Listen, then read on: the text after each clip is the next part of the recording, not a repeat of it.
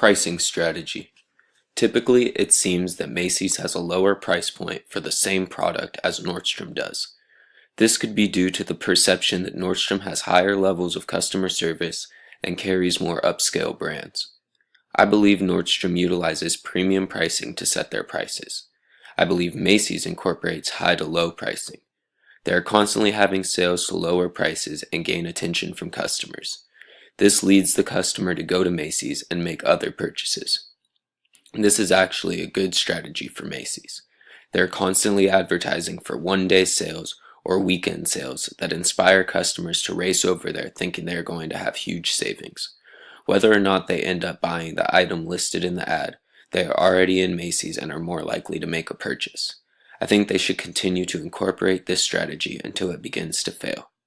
Listed below is an example of Macy's compared to Nordstrom price points.